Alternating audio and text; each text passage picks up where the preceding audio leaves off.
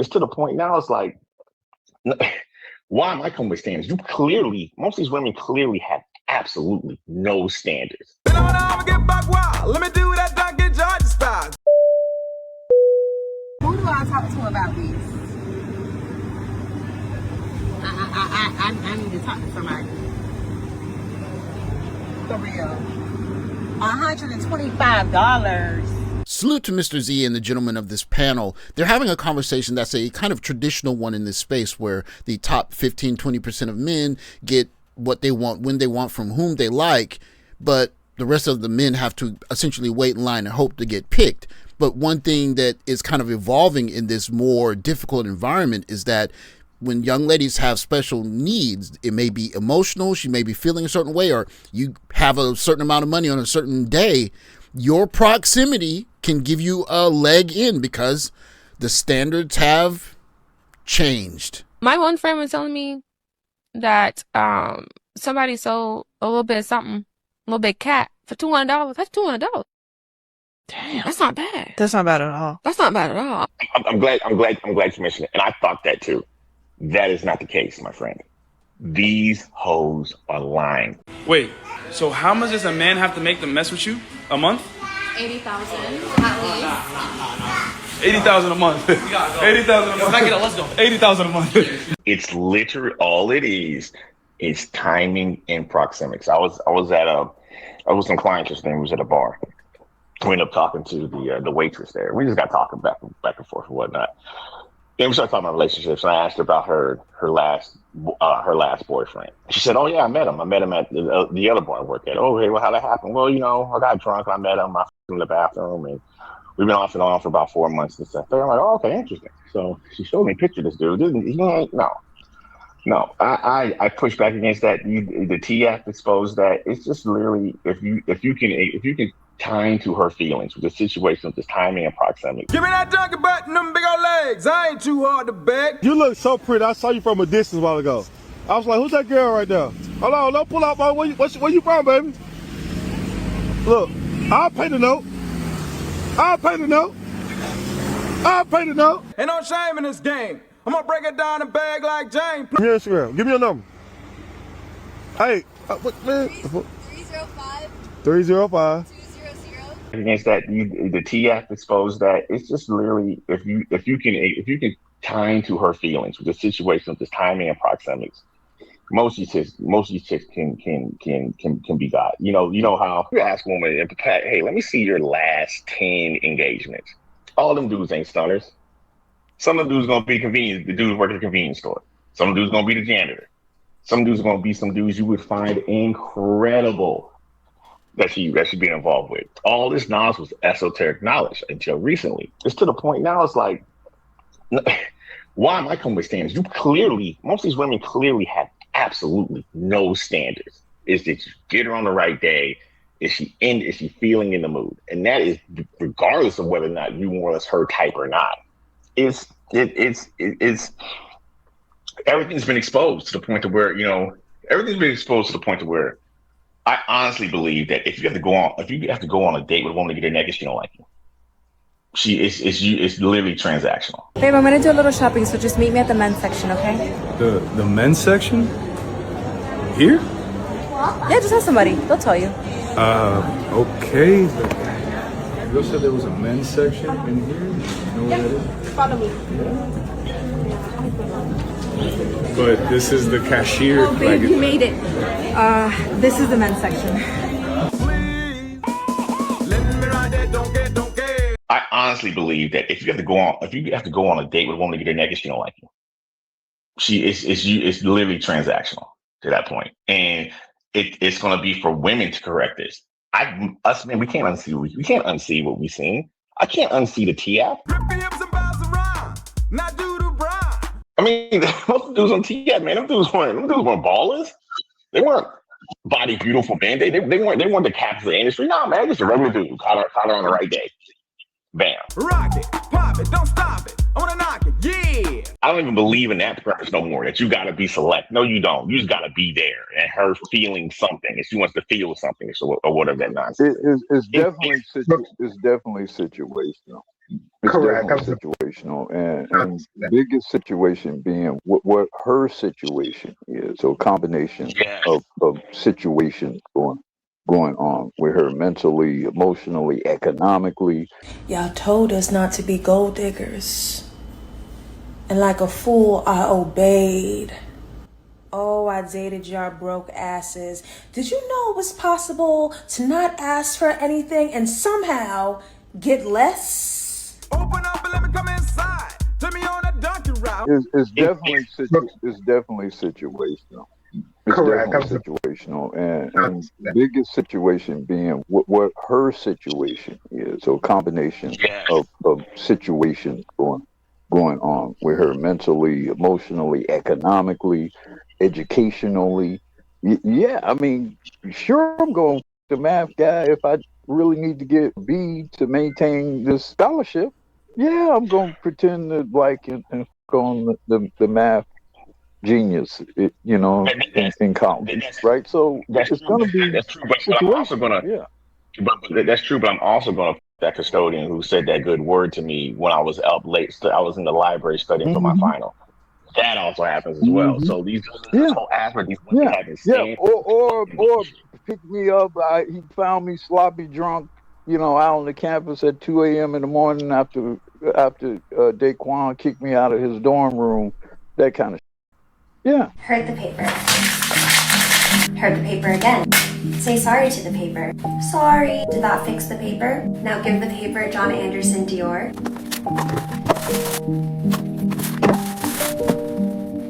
Paper is fixed. If you look at social media for just a little bit of time in 2026, you're going to see a variety of women essentially telling men, you owe me thousands of dollars if you want to be in my presence. It's everywhere. Here's the thing. Y'all don't like that I'm saying I only date men who make 200K plus, and I'm a plus size woman. Give me a band, I'll give you my number. I feel like as a woman, to make money really quickly is to use men's lust against them, like seriously. And the least spicy way to do that is Vietnam, and it's a real thing and it really works. Give me a band, I'll give you my number. The weight is dropping, and when it dropped to the goal weight, you don't even have to worry about me telling you that I only date men who make 200K. No, baby, they're gonna be making $1 million. Your only purpose in this life is to make me happy and send me money. And if you don't have the money in your bank account right now, I need you to figure it out. Can I have $40,000? To do what with? I just want $40,000. You like money a lot. Who do I talk to about this? I need to talk to somebody. What is this? Weekly paycheck. My weekly paycheck? For taking care of the kids, cooking, cleaning, sucking You could have gotten a performance bonus, buddy, but I actually took a little off the top because you didn't like it. I got paid for the week and... If you're a somewhat traditional thinking guy in terms of how you want to build your family, or maybe you are romantic, or maybe you just take these videos at face value, they could make you upset. You might think, why do these women only care about money? But think of it this way. If you think a little deeper, when you're not hungry, do you think about food? When you're not tired, do you think about what time you're going to go to bed? You don't. You think about other things. And so if these young ladies are the boss chicks that they claim to be, why is it that there are so many videos on social media of them basically begging for money? Because these kinds of videos could be translated as, I'm gonna bring it down the bag like Jane, please. They've been told their past don't matter. Everything can be wiped away. Even that situation of you talking to that waitress in the bar, she's still in the same environment that she met her last one. So you can get them, but then how long are you going to keep them? So that goes right back to the point of the situationship. Yeah, you don't even want to keep them. That's the thing. But again, that's why I was saying before. To me, the real issue is not about them. The real issue is about what is your progeny project. Your progeny project should be your preeminent focus in dealing with women, and that should take preeminence over all. I'm not saying don't play with the thoughts and all that. I mean, obviously protect yourself, both reproductively as well as obviously STDly, to the extent that is you can reasonably do that. But I'm saying in terms of marriage and all that, that's a farce. We all know that's a farce. So it's really just about, really, if I'm making recommendations to young men today, I would say find the most fit, tall, healthy woman you can and make children with her under the auspices that it's likely going to fail. And you might even end up child support court with them, but at least you're more likely to produce a Michael Jordan. As strange as it sounds to have this kind of reasoning in an environment where there are really no rules, you have to think practically. And that's what you're hearing in this panel. You're hearing gentlemen speak of, well, if I'm not going to have the family because these young ladies basically don't want to be wives because they see that as oppression and they are not really being loyal to men for long periods of time, then you have to think, well, maybe I just need to find the person that's going to give me the best genetic outcome and try and make it work, or abstain. And that's the new math. And so you might have the new greeting for young ladies when they go to a bar from men go back to,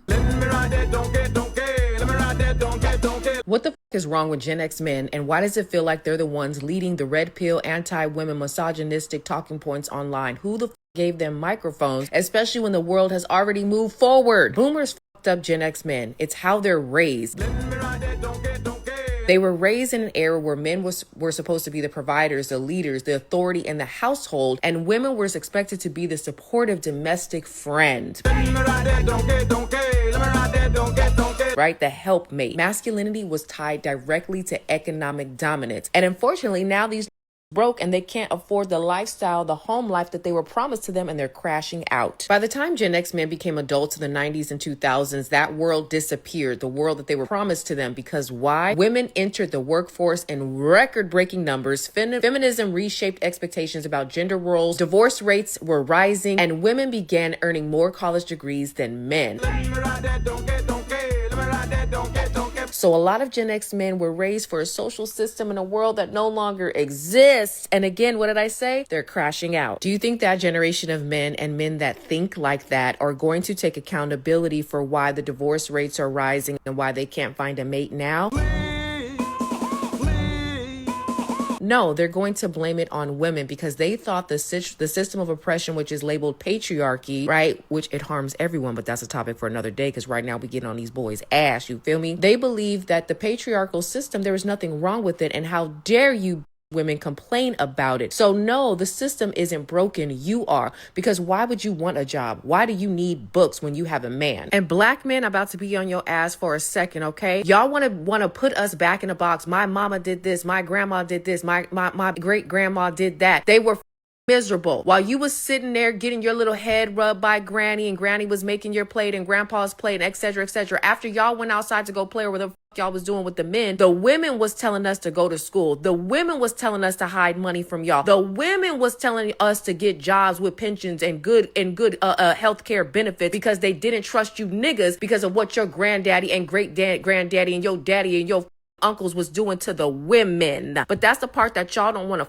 talk about. Black women have always worked. Y'all have never been the sole providers in a black household. I think we may have different recollections of the 90s because when I remember the 90s, I know what the young ladies were doing, and it was this. Open up and let me come inside. Put me on a donkey ride. So I guess in the midst of all of that oppression that our great-grandfathers and grandfathers were doing, we still had family reunions and we still had family get-togethers, and that's about to be over.